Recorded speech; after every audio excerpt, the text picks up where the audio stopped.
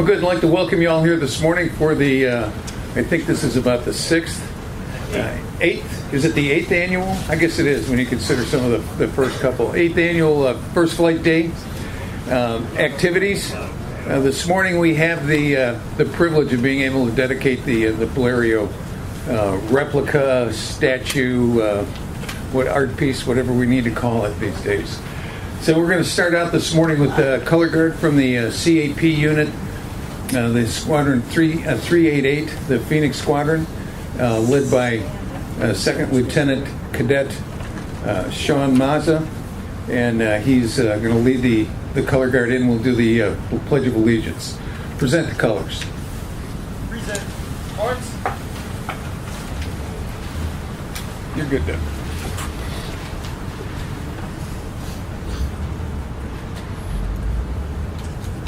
Okay, we're going to do it from right here. Pledge allegiance to the flag of the United States of America and to the republic for which it stands, one nation, under God, indivisible, with liberty and justice for all. Post the colors.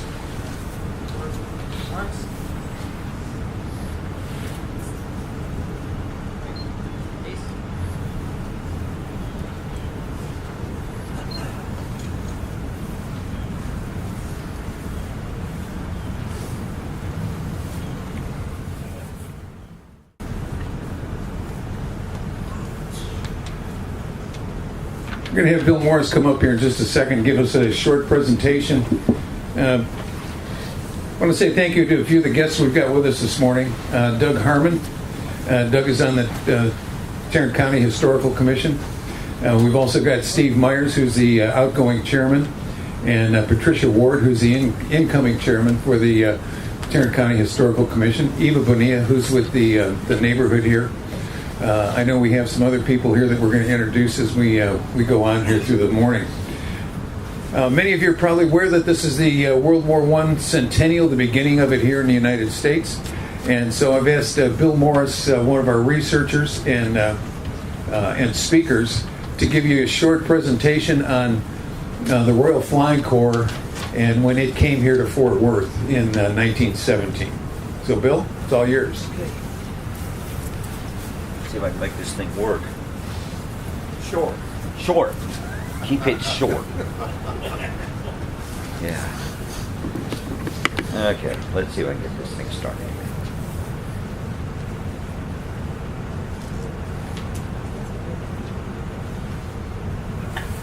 Okay.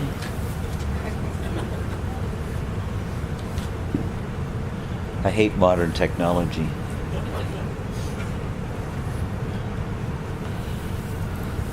Okay, as Jim mentioned, we are in the midst of the centennial remembrance of World War I, and Fort Worth was unique in that of 28 flying training fields that the Army built in World War I, 9 were in Texas, 6 were in North Texas, and 3 were in Fort Worth. We had more World War I flying training, aviation training, than any other place in the country. So what I'd like to do is just, okay, let me make this work. Going back to November 1915, war in Europe had been going on for 15 months. The Army at that point had a total of 20 airplanes, 12 for pilot training in San Diego, and 8 with the 1st Aero Squadron, the only Aero Squadron we had at Fort Sill, Oklahoma. And at the first time that they made a move between airfields, they would always disassemble the airplanes, put them on freight cars. Well, they were up in Fort Sill, Oklahoma, and they were being reassigned to San Antonio, to Fort Sam Houston. And this time they decided to fly the airplanes. So they left Fort Sill on November 19th, spent the night in Wichita Falls, and then arrived here in Fort Worth on November 20th, 1915. And they landed in John Ryan's pasture south of downtown, and that is now the Ryan Place neighborhood. When they arrived, there was about 3,000 people that saw them coming in. And when they left November 22nd, 2 days later, to go to Waco, there was over 20,000 people in John Ryan's pasture.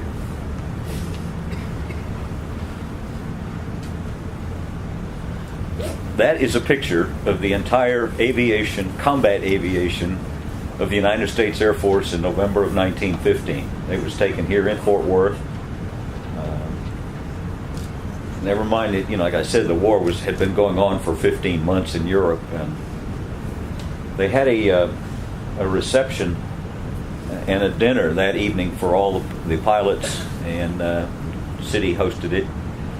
And Captain Falloy, the commander of the squadron at that time, made some remarks. That he said in 1908 he was given the first airplane and told to go to San Antonio and learn to fly, and he was given $150 a year to keep the airplane up. And he said he spent about $300 out of his own pocket. The most profound comment he made was that he said it was appalling to think that we are looking at the entire military aviation strength of the United States here in this one room. And in the 8 years that he had been flying, the Army had bought a total of 53 airplanes. And he commented that more than that number of airplanes were being built in Europe every week. And yet it took us 8 years to get to plane number 53. April 6th of 1917, the United States finally declared war on Germany. And again, we had such a sad state of aviation in this country. The aviation piece was the least prepared to go to combat. They had a total of 35 airplanes at that point. None of them had ever carried a bomb or a machine gun or anything. They had no combat tactics or anything. And what they ended up doing was they had a meeting with the Royal Flying Corps in Canada, and they agreed that the Canadians would start training enough pilots and ground support personnel to organize 10 squadrons for the Army. And in addition to that, the Canadians could come down here and train in the winter, because they figured that the winters in Canada were just too much you had to shut down for several months before you could even do flying. So they had this agreement. In June, the War Department came here and inspected 6 sites that the city had offered for potential flying fields. July, the Royal Flying Corps came down and looked at sites in Texas and in Louisiana. August, the Army signed leases on 3 sites around Fort Worth, and they started the construction. And because the fields were going to be jointly manned between the Royal Flying Corps and the Army Air Service, they created what they called Camp Tolliver. It was a headquarters that each service would take care of their own administrative needs and personnel requirements, purchasing, and whatever. They located Camp Tolliver in the Terrain Building, which was downtown on Throckmorton and 8th Street. And that was the headquarters building. All told, there was about 7,000 people here between the Royal Flying Corps and the Army Air Service. This is a property map that the Army drew up, and it shows, I don't know if you can see it, but right here is downtown Fort Worth. The 3 fields were named Tolliver Field number 1, number 2, and number 3. Tolliver 1 was north of Saginaw, and that was the home for the Royal Flying Corps School of Gunnery, aerial gunnery. And then the other field down here, number 2, was in near Everman, and that was one of the training wings with 5 squadrons. And the third one was over in Benbrook.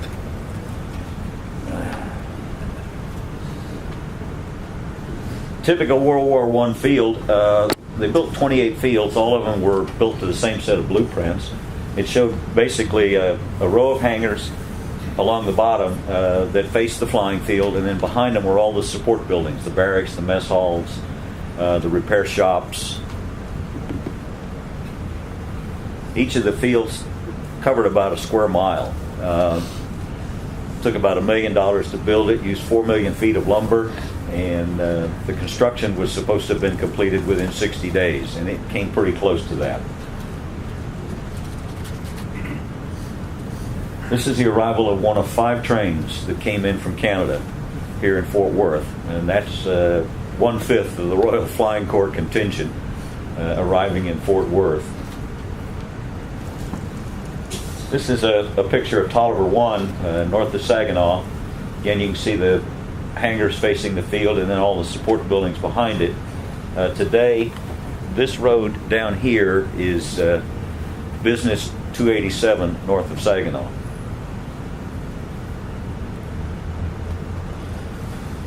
This was one of the things that they used for training aerial gunners. Was a cableway system, and the guy would get in the cart with the machine gun, and they would let him go down the cableway and shoot at targets on the ground. The only thing was is when he hit the pole on the other end, it was a rather abrupt stop. Did a lot of aerial gunnery training around here using tow targets. They also used floating targets on Lake Worth for air-to-ground training.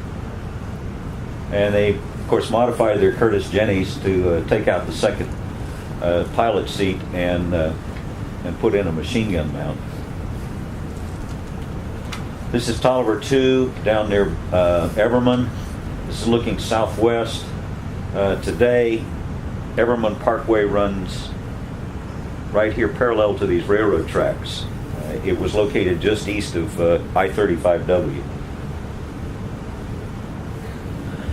Of course, flying back then was not a well-matured occupation. This particular one, because they were landing on open fields, you always had to watch out for other airplanes taking off or landing. And in this particular case, the guy didn't see the ambulance running across the field, and he managed to clip it. If you look at the picture, the pilot is actually the third guy from the left or the right. He's the one not looking at the camera when they took the picture. This is a shot of buzzing the hangars. That was a popular thing to do, and I've got a picture later on of somebody that didn't quite make it. Not only did they train the pilots here, but they also trained all the ground support personnel, engine mechanics, overhaul, aircraft repair, all of the skills necessary to keep these wood and fabric things in the air. This is a picture of number 80 Canadian Training Squadron, Royal Air Force. It was taken on April 3rd, 1918, and on April 1st of 1918, the Royal Flying Corps was formally renamed the Royal Air Force. And so this is their group picture. This is Tolliver number 3 down in Benbrook. The road in the lower right corner of the picture is now Winscott Road. And up in this area, right in here, are 3 concrete silos that they painted white so that the pilots could see them from a distance and kind of know which way to head home. Those 3 concrete silos still exist. And if you come down West Loop 820, and just as you merge into eastbound I-20, they're right there in front of you. This is a picture taken from the water tower. Again, you can see the typical layout of the field.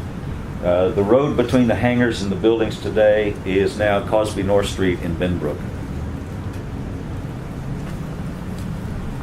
This shot of number 82 Canadian Training Squadron.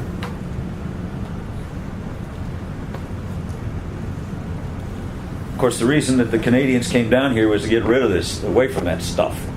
And what do we have in December of 1917 is probably the worst, earliest, deepest snow that was ever been recorded in Fort Worth. And so they came down here and welcome back to Canada almost.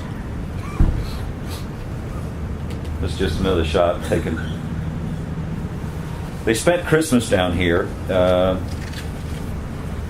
It was no time to get home for any kind of 3-day pass because it was a 3-day train trip just one way.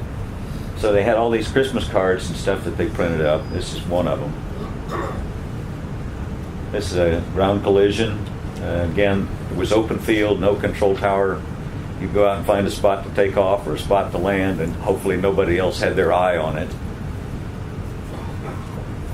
They did manage to get out a little bit. This is a series of photos that were taken, what they called a Sergeant Harry McBride was with the number 84 Canadian Training Squadron, and they had a plane land out in the ranch country, so they had to go get it.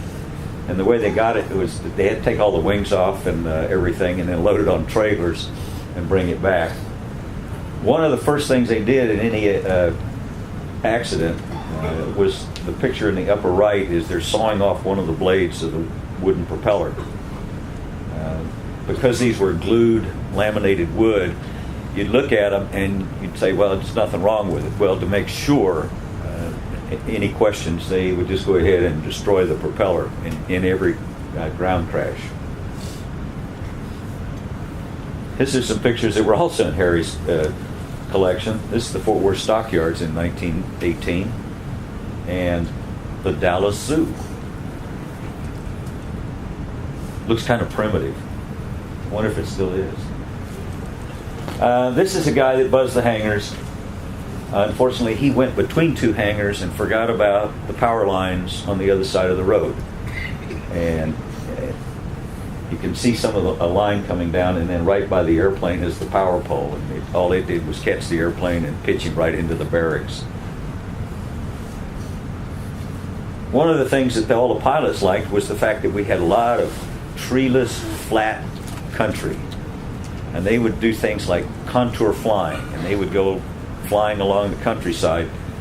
Unfortunately, here in Texas, there's also barbed wire fences. And this guy ran into a barbed wire fence. As you can see down here in the lower part, pieces of the fence. Crash machine, they always brought them back, salvaged what they could, repaired them however they could. This is a picture that Sergeant Devos took. It's the city of Benbrook as it looked in 1970. And he titled this one, Some of the 84th in Benbrook. The one thing about this picture is, if you notice, it's the first time that anybody in Fort Worth ever saw grown men wearing shorts. Probably the most famous person here was Vernon Castle. Castle was born in England, came to the United States in 1906, got married. He and his wife created a dance team, and they became the Fred Astaire and Ginger Rogers before there was a Fred Astaire and Ginger Rogers. Vernon was killed in a crash at Tolliver No. 3 on February 15th, 1918. So we're coming up on the centennial of his death.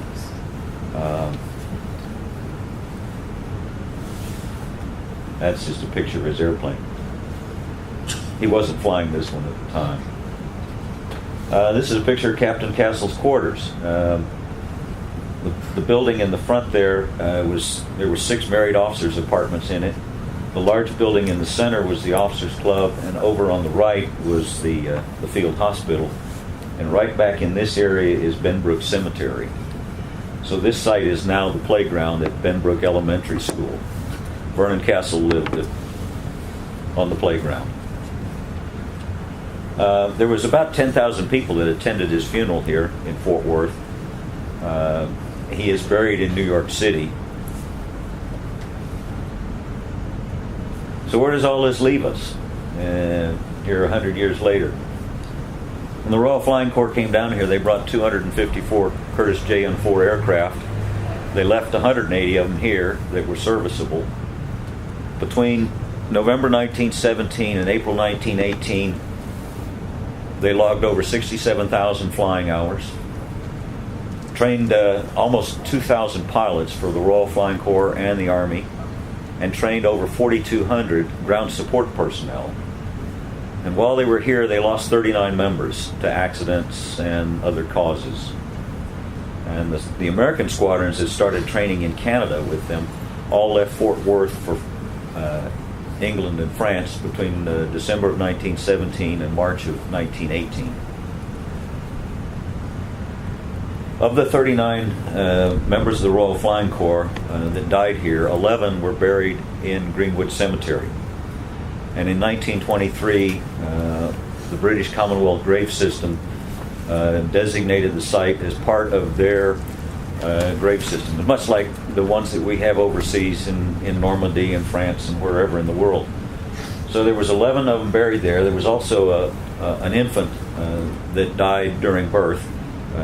It's the child of Captain William Henry Dorr. He was commander of number 87 Canadian Training Squadron. And there's also an American that was buried there in 1975. Robert Herbert flew with the Royal Flying Corps in World War I, and when he died, he'd asked that he be buried with his comrades. He was added there in 1975. That's a picture of the Royal Flying Corps Cemetery out in Greenwood. There is a small monument to Vernon Castle in the field in Benbrook, and it's located at Vernon Castle Avenue and Cosby North Street, or Cosby West Street. One of the interesting things is, because they couldn't go home, a lot of families opened up their houses for people to come and spend the weekend or anytime they had leave. This particular clock was presented to a family in Grapevine, where members of the number 87 Canadian Training Squadron spent Christmas and any leave time that they had. And the clock is carved out of a propeller. The center part is the hub, and then you can see the blades, which are sectioned off. So they obviously salvaged the destroyed propellers and put them to other uses. And I'm thinking of how many other treasures like this are hiding in people's closets or attics or whatever else.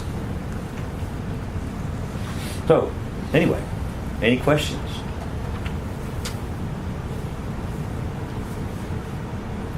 Thank you, Bill. Okay. Now I gotta find that.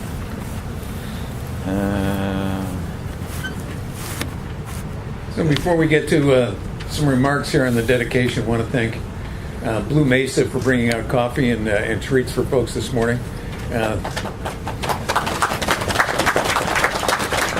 I understand you can see the Bleriot from the third floor of the restaurant, so it might be a good place to consider for lunch or something like that. Also like to thank Graystar for being out here. They're here today. They're part of the people who manage the property here. I want to thank Brittany Spraggins, our Director of Museum Operations, who helped put this all together, along with all of the volunteers from the museum. So if you're one of the museum volunteers, please just raise your hand.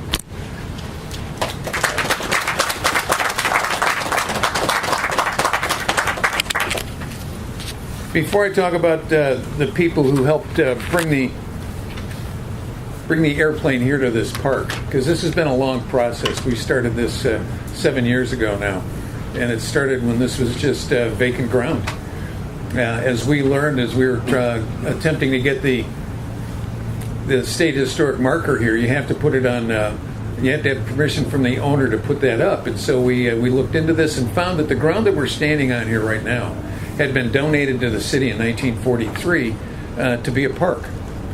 The city had never turned it into a park because one of the main water lines for the city runs underneath the ground here.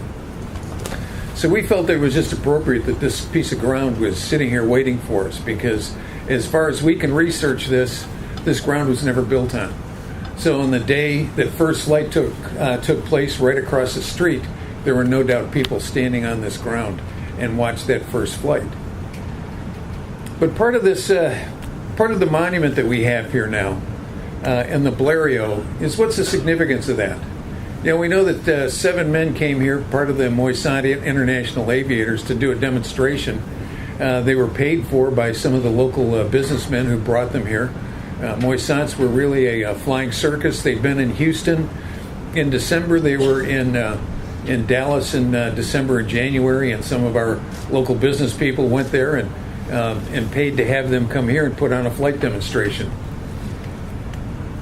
They came out here, and the day they were here was much like today, except it was a lot windier and a lot colder. And the schools were let out. There were about 17,000 people across the street in the driving park to see a demonstration of flight, something that nobody had ever seen here in Fort Worth.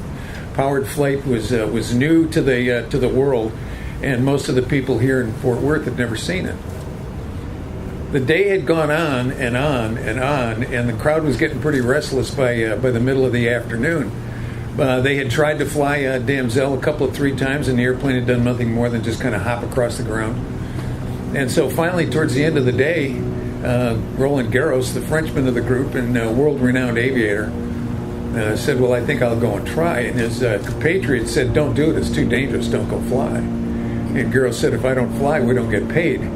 So I think I will fly. And those were his words. And so he went out, and then in the gusty, cold winds of that day, he took off in a little Bleriot XI. And what we have out here is a full-scale representation of that airplane. About 50 horsepower, on a good day to do about 40, 45 miles an hour. And he climbed into it, which is nothing more than a kite with a motor on it. And he took off. Probably didn't even get as high as some of the buildings that you see behind it right now. But he flew around the north side for about 10 or 15 or 20 minutes and came back and landed. And that inspired people. In fact, one of the primary reasons that Moisant took on this endeavor, and I'm going to read this from one of the papers because these are exactly his words, the purpose of this. He said, the purpose of this is evident. It cannot be predicted from what obscure village the inventor shall arise to solve the problem still confronting those who are wrestling with the gigantic task of making aerial navigation as practical and safe as other means of transportation. And that was it. It was an educational process. He wanted other people to find and solve the problems of the day with aviation. And so when I look at this airplane, and this is part of what we deal with every day at the museum, is what's the relevance? What does this really mean? Is it all about that one day in January and a few people taking off in an airplane in front of a few thousand people? Obviously inspired some people. We've got a list of folks here in the local area that are known to many of us. Roland Garros, obviously. Cal Rogers. Reg Rollins and James Kelly, who did an endurance flight. Bessie Coleman, the first licensed black female pilot in the world, came from here. She may have seen Garros take off. She may have gotten her inspiration from that. Edna Garner-White, Ormer Locklear, who more than likely was here and saw this. Vernon Castle, we've mentioned him. Eamon Carter, Benny Keith, Larry Bell, C.R. Smith, William Fuller, Lawrence Elliott, Joseph Pillich, Charlie Hillard, Pappy Spinks. These are all names of people that are noted for aviation and for some of their achievements here. And is that what this really symbolizes? Is that the relevance because of the attachment of those people? I mean, we know that Eamon Carter didn't have much of a role in what took place that day. He was really selling advertising and tickets to get people to come out for the event. But he was inspired so that he helped, along with Benny Keith, and Benny Keith was the primary person to bring Camp Bowie here and bring the 3 airfields here. And then we started to see practical application of aviation, and that's when Eamon Carter really got involved.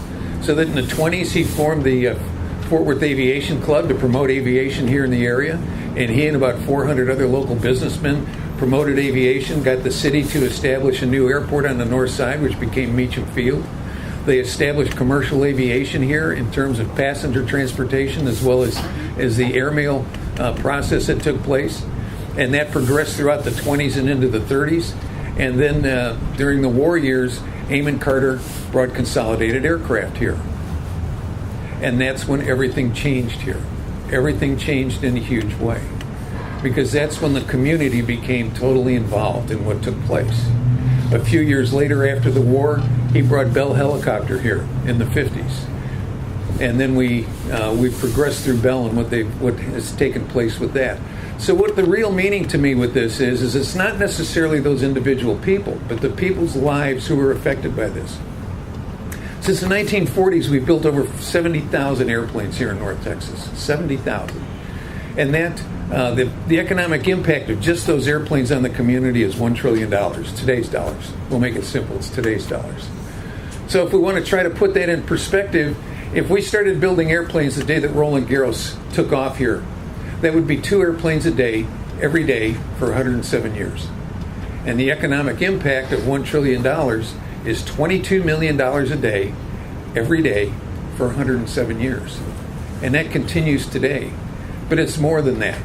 It's the lives of all of the people who are involved. We have people who are directly involved, who worked at Consolidated, who worked at for General Dynamics. worked for all of the other names that have become home out at the bomber plant. All of the people who lived in Bomber Heights and transformed White Settlement into Liberator Village, and all of the people who came with Bell when they came from New York and built helicopters here. Of the 70,000 airplanes that have been built here, over half of them are helicopters. Most of those during the Vietnam War. So we've got a direct impact of aviation on the community of the people who worked for Consolidated, or when they built the airfield here, when Carswell was built, originally Tarrant Airfield, to support the bomber plant. So there were all of the people who lived and worked there. There were the people that Consolidated, the engineers, the riveters, the people who drove the carts around in the morning and picked people up in White Settlement and took them to work on farm carts. There were all of those people who were directly involved, and the ones at Bell the same way. But then there's also all of the other businesses that supported Bell and support Lockheed and support all of the others and support the airfield. So what has that turned into? Well, today we've got Lockheed Martin that's producing F-35s. This Bleriot XI was the F-35 of the day. I know that's hard to believe, but that was the F-35 of the day. This was a lot quieter than the F-35.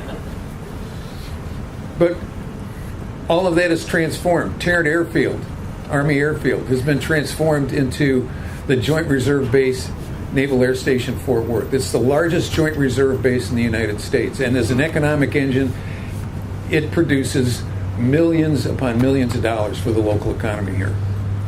And what Lockheed is doing now, one F-35 is $100 million.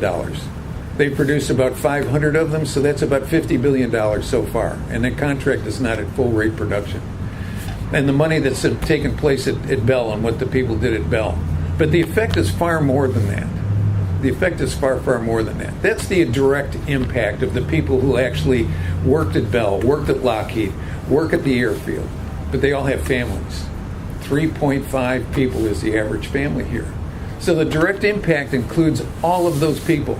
And we know that not everybody who was in those families went into aviation-related businesses. We have one of our good friends who came to me one day and was looking at the airplanes, and he pointed at the F-111 and he said, "That one put me through college."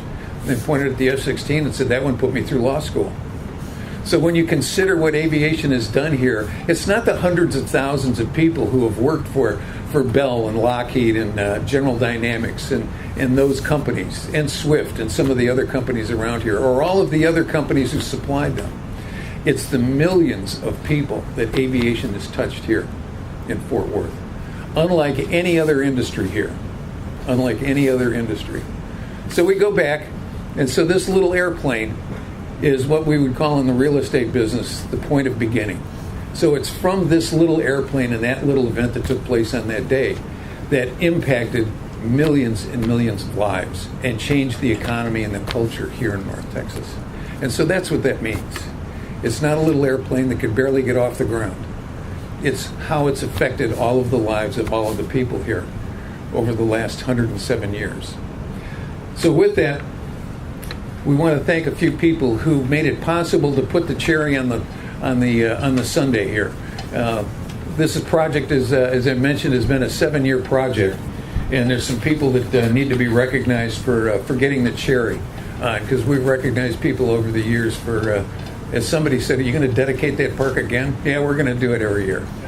We're going to dedicate this park every year.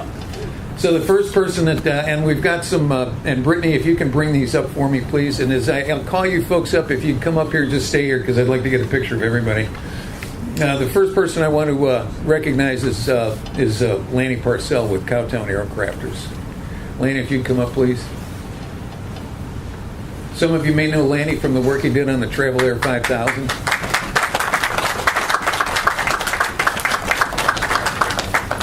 But Lanny, we brought the task to Lanny one day and said, we want to do this Bleriot, and we want to do a full-scale reproduction of the airplane. And oh, by the way, it can't fly. And so that was one of the big challenges that Lanny had this whole time, is figuring out how do you make an airplane that's not supposed to fly. And so far he's done a good job, but it's been up a day, so we'll see. So, but we've gotten to know Lanny and his people really well, and so we wanted to bring Lanny up first, and Lanny would like to present you with this scale replica of the Bleriot.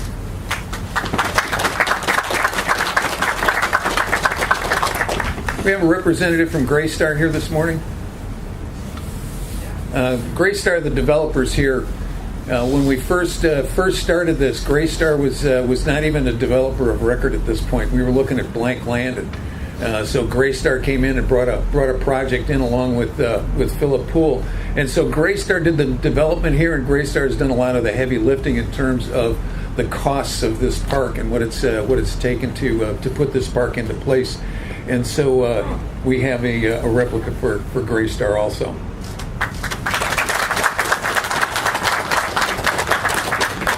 One of our new best friends is Jerry Knatzer. And Jerry, if you'd come up, please. Bringing this park together has been a struggle. And the last couple of years, we got to the point where we were raising the funds to be able to put the airplane up, the final piece. I mean, everybody liked that we had a nice little park here, but we needed to get that on there. And all I can say is that at one of the darkest hours for us in terms of how long it was going to take us to be able to bring that airplane here, Jerry stepped up in representing his construction company and the Jeff Knatzer Foundation. And Jerry said, we'll put up the pedestal and we'll provide some of the funds to get the airplane completed. So, Jerry. Yes. We have a representative from Fort Capitol here. Please. Fort Capitol has been instrumental in Philip Poole can tell you better, but part of the development that took place around here, one of the things that the city did to help us with this park was that as any new developer comes in, there are assessments that are made that normally go into the parks department and are spread across all of the parks.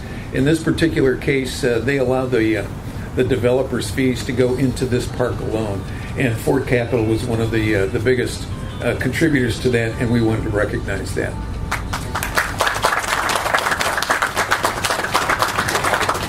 Next, I want to recognize Bill Morris. I know Bill hates this, but it's okay. He can hate this all he wants.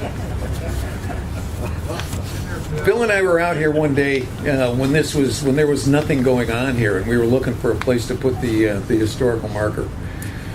And we were looking at the property a little bit, and Bill said, wouldn't it be great if we could get the city to name this as a park and we could call it First Flight Park? So Bill is the person who decided who picked the name for the area, and I can tell you that it has not just been his words and his interests, but Bill has also opened his pocket to make this possible.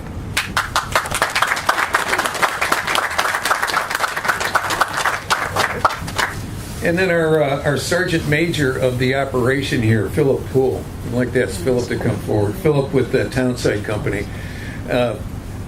Philip, I don't want to say he was late to the game because this has been going on for 7 years now, but he showed up about the second or third event and started talking about Roland Garros and the Bleriot and this and that, and wouldn't it be cool if we could do this, that, and the other kind of thing. And so Philip became part of the team and really a driving force in a lot of the things that have taken place here.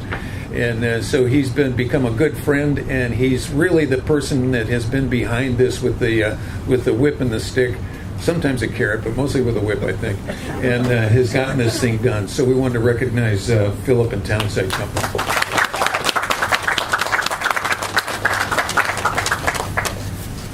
And Tom Kemp, I'd like you to come up for this one.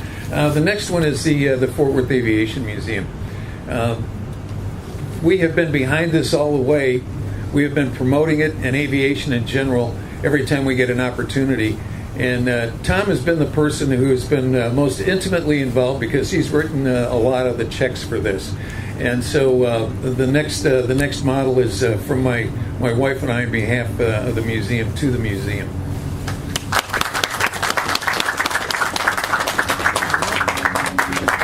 And every endeavor like this needs a promoter. And the best promoter we've had in a long time has been Zim Zimmerman. Zim has been behind us when he was on the council. He's been behind us and helped move this forward after the council. And I know part of this is Zim has been involved in promoting aviation around here for a lot longer than we have. And so we wanted to recognize Zim and his efforts to help make this park what it is today. So Zim.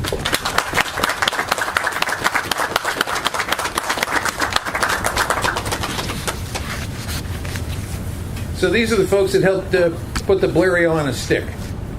And we wanted you to all be able to see that and know what the importance is, what the relevance of that is. Hopefully you will, the next time you drive by and you look at that, you're not going to look at it as just a little airplane on a pedestal here, but it represents what this city has become and the driving force behind what this city has become, and North Texas as well. So I'm going to leave you with one thing here, if I can find it quickly.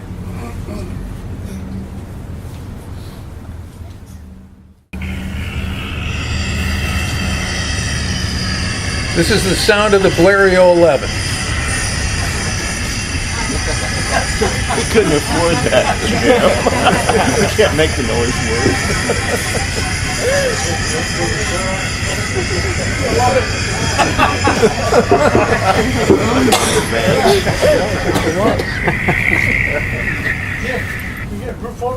Sure, but that's the sound that changed Fort Worth. So. While we're scooting in for a photograph here, I'm going to mention that this afternoon we're doing our Wings Award presentation at the museum at 2 o'clock. You're all more than welcome to attend. We'd love to have you come out. We're going to recognize Zim and Jerry as our Wings Awards recipients for people who have made a major contribution to the preservation of aviation history here in North Texas. And that'll start at 2 o'clock at the museum. You're all welcome. Everybody, face this way, you kind of put somebody smile on your face. Or a big thumbs up works too. Big thumbs up too. Let's do that. Is that thumbs down? All right, come on. There you go. I got it. I'll send it to you, Jim. Great, thank you. Now we will we'll conclude by having our ever popular balloon launch. We've been putting some of the balloons together, and if you want to write a little note on it, that's fine. We'll gather out here near the Bleriot. I don't think we want the balloons to hit the Bleriot. It won't hurt it. It won't hurt it. We're not concerned about that, and it won't carry it off. But it's fun to do the balloons, so we'll get the balloons all out there. We'll clear it with Meacham Tower. And then we'll finish this. No, we do that. We clear it with Meacham Tower. They don't want airplanes taking off right into a mass of balloons because it will hurt those airplanes. So, at any rate, thanks again for being out here today. Please tell people the story of what the significance of that airplane is, and enjoy your balloon launch. Part of this, we all ready? Ready with the balloons? All right. Let's do this on the count of 3, and on 3 you can launch the balloons. One. Okay, ready? 1, 2, 3.